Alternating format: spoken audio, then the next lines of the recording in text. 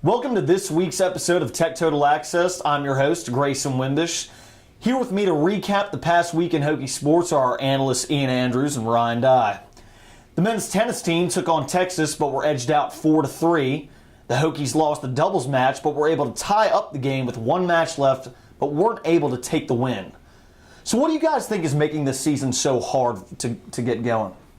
Well, I think one thing that immediately comes to mind, especially with Texas, is they're ranked 10th. So when you're playing a top 10 team in the country that's 7-1, that's automatically going to make it a little bit hard. I think one of the biggest things you can see take away here is Jai Corbett upsetting the 6th-ranked number 1 seed for Texas. And really the top half of the seeds did really well while the bottom half kind of struggled. So I don't know what it's going to take to get the bottom half to come up, but that's probably what's going to get the key to get the team to start to flip around. Yeah, Ryan brings up a good point with the bottom half kind of struggling. The bottom half's mostly just younger players, so that's the thing. It's a really young team in general, but that bottom half's a lot of freshmen, sophomore players that don't have this experience yet. And when you go up against number 10 ranked team in Texas, it's a good learning experience for the young players. I mean, when you upset two of the top ranked seeds on the Texas team, but then you end up losing to some unranked seeds, that's the difference, and that's what it's going to take. The women's tennis team went to Purdue and shut out the Boilermakers 7-0. The girls came out strong in the doubles and kept their momentum rolling in the singles to not give the Boilermakers a chance. What did you guys think of their strong performance? Well, I think the big thing is when you set the tone like that in the doubles. They went 2-0 to start the doubles. The third match was never even finished because it wasn't needed to be finished. And then you sweep all the singles like that. Those are the things that give you confidence as you move forward. Yeah, it was a big win, and it was a road win too. Because a lot of times in tennis, you're at neutral sites. You're not really home a lot, so it's important to be able to learn to win on the road. And especially in the fashion that they did, they just completely wiped the floor with them.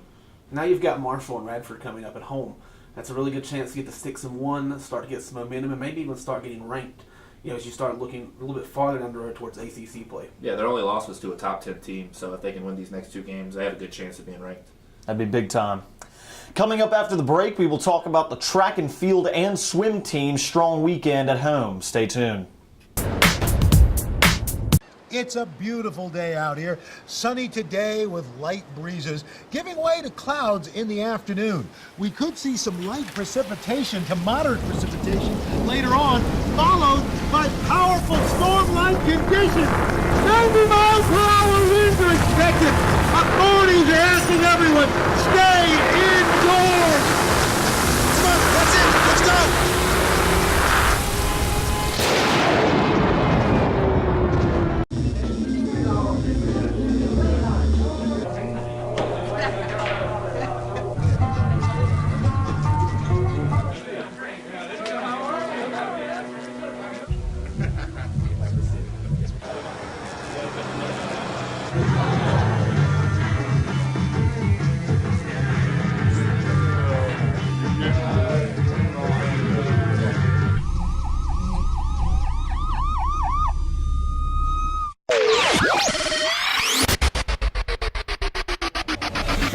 Welcome back to Tech Total Access. The track and field teams hosted UNC, ECU, NC State, and Tennessee in the Doc Hale Elite Meet. The Hokies collected 4 huge marks during the 2-day event. Redshirt junior Torben Ladigue and sophomore Diego Zarate earned first-place finishes in the pole vault and mile, respectively. The women followed suit with senior Tessa Riley placing first in the mile and sophomore Shannon Quinn finishing first in the 800-meter run. These were just a few of the Hokies' 26 top 5 finishes. So what did you guys think of Tech's strong performance in this particular meet? Well, this is the second time they've come out and done really well in a meet. They just had the Penn State meet last week, and they did really well in that, and they're continuing to follow suit with this. They had 26 top 5 finishes, which is great. They also had the men's is number 17, and it's looking like they have a potential chance to maybe make a play for a national championship. I think one of the things that popped out to me was that 19 different athletes across the for the Hokies set new personal bests across 5 different competitions. So it's kind of what you want right now. You're starting to see, we saw Dave Sinelli, the director of the track and field team, was talking about how they're wanting to focus on getting to the conference championships now, which are in Atlanta later this month. The H2 Okies also set records at the Virginia Tech Invitational with multiple swimmers beating their personal best times. The men's 200 medley A relay swam a 1:27.26 in a time trial that clinched a top 8 seed time entering the ACC championships. The men's 400 relay also clinched a top 8 spot at ACCs with a time trial of 2:56.94. So what did you guys think of the results of the swim meet? Well, the swim meet went the same way the track and field did. There was a lot of personal bests out there. I counted up to 9 personal bests, and there was also a program record by freshman Rika Georgie. She set a time of 1:57.94 in the 200 medley. And then Carolina Biscaglia placed first in the 100 free finals in her final swim of her career with a 50.77. This is the final warm-up for the ACC championships later this month. The baseball team had their first spring practice. Reporter Kristen Hornbaker was there. I'm here at English Field where the Hokies are preparing for a challenging season. The boys are back and ready to put in work this season. Last year, the Hokies finished the season with a losing record of 19-36. After recovering injuries and improving areas of weakness, the Hokies are hoping for a winning season. The season begins Friday the 17th at USC Upstate. The 21st of February is when the Hokies play their first home game against Marshall. I hope to see everyone there. Well, going into last year, we were really excited going into the year. Fortunately, we had some of our top arms go down, and I mean, when you're playing in a league like the ACC, it's just tough when we don't have the depth on the mound like some of the other teams. But I mean, we have guys step up. They got important experience last year, and looking to improve coming into this year. Recovery at first was pretty difficult as far as your mental state after the injury happens. But once the rehab process got going, I was dedicated, and I just got in the training room, and got after it, and came back when I was supposed to. I'm just excited to get back on the field. Everybody, I mean, a lot of the guys on the team, we've been here 4, some guys even 5 years now. So, I mean, we've been together for a really long time, and we're just excited to go out there and compete with each other. For VTTV, I'm Kristen Hornbaker. The team will open up their season at USC Upstate. So guys, what are you expecting to see from this baseball season? I think what you kind of want to see is a little bit of a bounce back from last year. Right. They were a little bit injured. There was some talk even of the coach getting fired, before the season this year. And I think one thing you're going to see with the renovations at English Field at Union Park, as it's now going to be called, you're already starting to see some of the better recruits come in. Yeah, when you look at last year, pitching was abysmal. They had 2 pitchers with an ERA below a 5. That does not get the job done, because generally speaking, if you can get at least like 4 or 5 runs, you have a good chance of winning a baseball game. But when pretty much every pitcher but 2 is over 5, it just hurts your chances right there. But like Ryan said, the new park renovations is going to be able to bring in some maybe better recruits, better pitching, and it could be a good sign to jumpstart the program. I think one thing we see too is that with this schedule that came out, there are 40 games versus teams that were in the top 100 RPI last year. This is a chance to make your mark. If you can start beating some of these teams, upsetting these teams like Florida State at home, if you can start picking up some wins and stuff, then you might can get some momentum as you roll into next year. Like you said with English Field, I mean, you're talking a new press box, a brand new entrance with an arch kind of like toward bridge, a new scoreboard. So there's lots of things coming in for these recruits to get really excited about. So I don't think this is the year for the baseball team, but I think it's coming. Absolutely, and I think the baseball team is headed in the right direction. Obviously Union Park's going to take time to build, but once it's finally done, the new recruits will be in play. I agree with you, Ryan. I think this year might struggle. The ACC is a very competitive conference in baseball, as it is in many other sports, so we'll see how it goes. Coming up after the break, we will talk men's and women's basketball. Stay tuned. They said a bottle was just a bottle.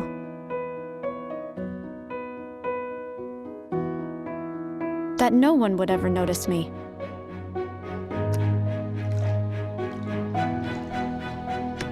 But I knew I could be more. That one day, I would make people smile.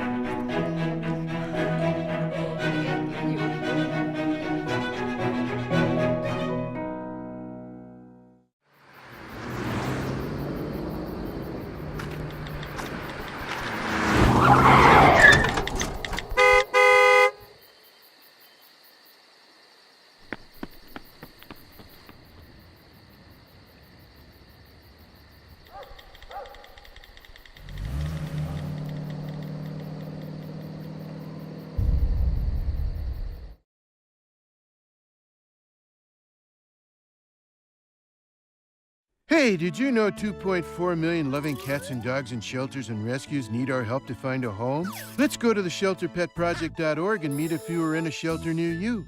Harlow, oh, she's one great listener who loves to hear all your stories. My kind of cat.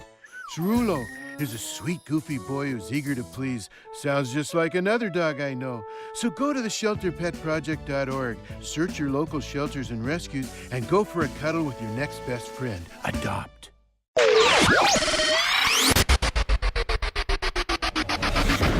Welcome back to Tech Total Access. The women's basketball team traveled to Georgia Tech and fell short 87-81. The game had 5 ties and 14 lead changes, but a late push by the Yellow Jackets ousted the Hokies. The Hokies were led by Shanette Hicks and Reagan McGarity, but it wasn't enough against a strong ACC opponent. So what do you guys think is happening with these continual in-conference losses? I mean, the season started out so hot for the Lady Hokies, and it's kind of starting to taper off a little bit. We've been saying it now for what I feel like a month.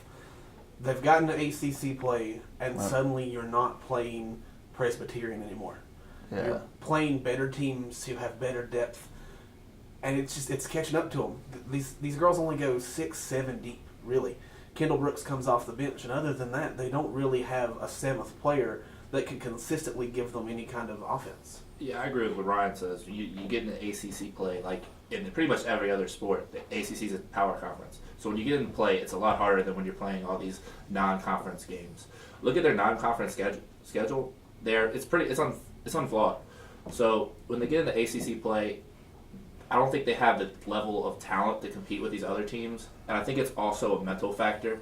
If you look at their schedule last year, they got off to like a great start. They were like 12-1, and then after that, it all went downhill. And I think the pattern's starting to repeat itself. And when that happens, I think the doubt creeps into your mind. It's like, oh my gosh, this is happening again for the second straight year. This is a game really they should have won. 87-81 at Georgia Tech. Georgia Tech's not a powerhouse team. These are the kind of games that you're going to want to win. I mean, Hicks had 29 points, 5 rebounds. That's a great night for her. And I think it kind of changed a little bit when McGarity went out with the elbow to the head.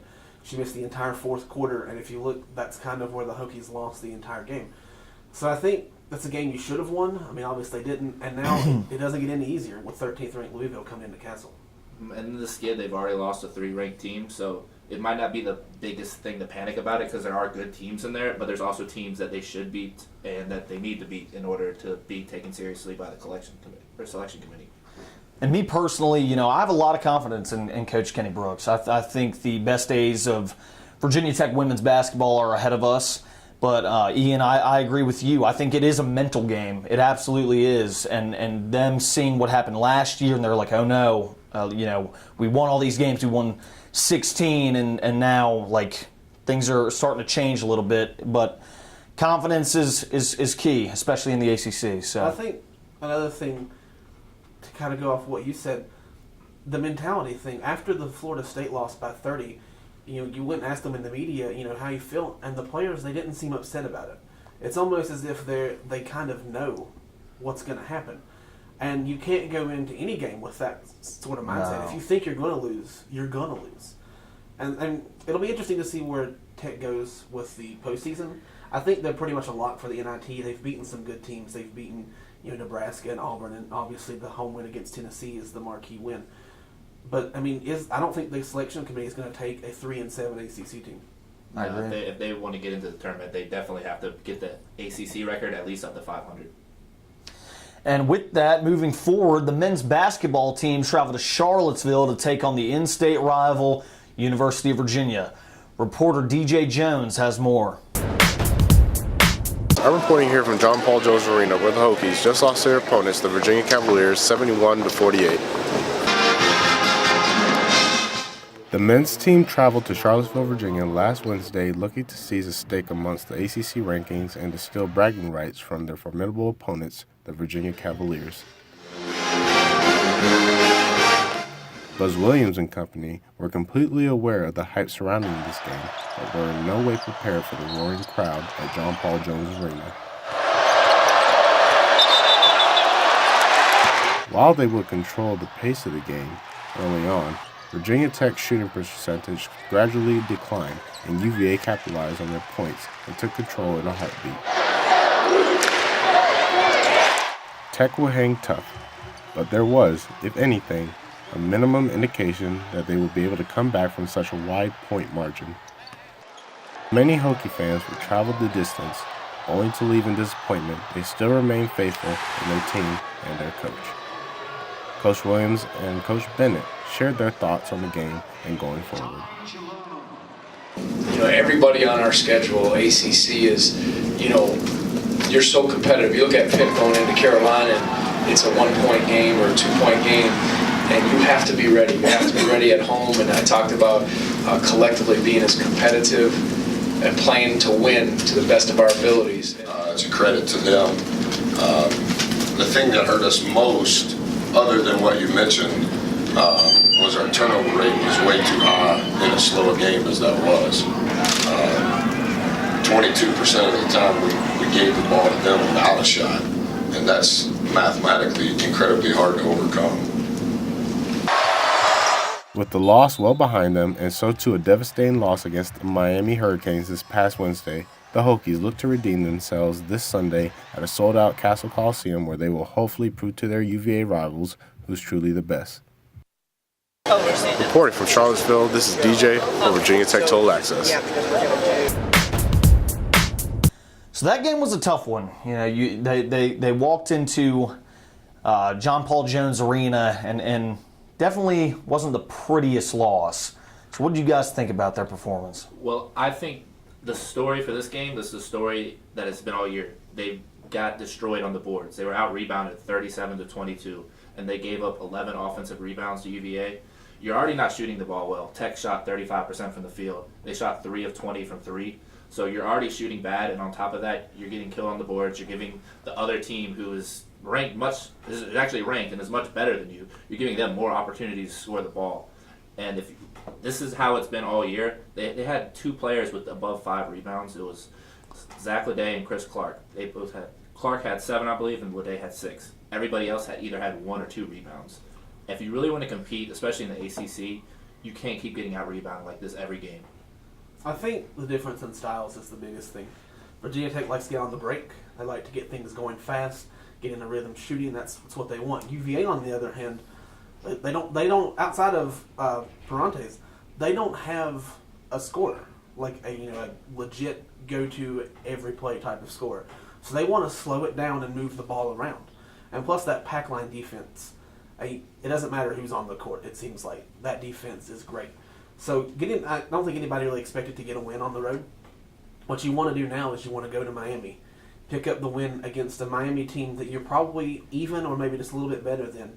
If you can do that, and then you have UVA again coming at home next week, I mean, Castle's a difference maker. It's sold out. You know it's going to be jumping. That is the type of game. I mean, we saw it last year. The Hokies won last year in that game. So Miami's the key, because they're 5-5 right now in the ACC. So you want to get to 6-5, so that if something happens and UVA does come in here and pull out the victory, that you're not falling below 500. The Hokies are definitely looking like a bubble team right now. And in order to make the tournament this year, they absolutely have to win one of the next 2 games. Miami is no walk in the park. I mean, no road win in the ACC in basketball comes easy. I mean, it just doesn't. And, we saw Tech beat Duke at home. You said Castle is a difference maker. It absolutely is. Ian, going back to what you said earlier, in the ACC, you have to make those rebounds. But the thing is, with Virginia Tech basketball, we don't have the size that every other ACC team has. We just don't. A lot of our players are within the 6'1" to 6'5" realm, whereas a lot of these teams like UVA and Duke and even Notre Dame have a lot of big men. So I think the key to the game tomorrow is, we have to be consistent shooting. We have to get rebounds, and that, on the road, that is so important. And winning this game, going into UVA, obviously you got to take it one game at a time, but going into UVA, if we win this game, I think our heads will be held high and we'll be confident. So I think you need 10 wins. You need to finish with 10 wins in the ACC. You need to get to the ACC tournament and get a quality win. I'm not talking about beating Wake Forest. You need to go in there, you need to beat beat Duke again, or beat Notre Dame, beat one of these teams that you should be beating. if you're going to want to get to the tournament. Because when you get in the tournament, you're not going to face an easy team. So you need something in the tournament, in the ACC tournament, to prove that you belong. Yeah, well, here's the thing. This Miami series is huge because they play UVA again. UVA, they just destroyed them. They play Louisville. Louisville's a top 5 team. Granted, they just lost to UVA, so they might drop. But they'll still be top 10, and it's Louisville. They're a great program. But Miami, they have this similar record as Tech, and beating them twice will really, I say that puts them ahead of them in the race in the bubble, because right now they're probably about even. I would probably say if Miami made it right now, they'd be about an 8 or 9 seed, similar to Tech. So if you can sweep them and put yourself ahead of them, and then maybe add another win when they play UVA at Castle, if they can somehow pull that upset, I think that'll push them into the NCAA tournament, even if they just beat a team like Wake Forest in the ACC tournament. We shall see. That's all we have for this episode. Be sure to tune in next week for more hard-hitting sports action. And as always, go Hokies.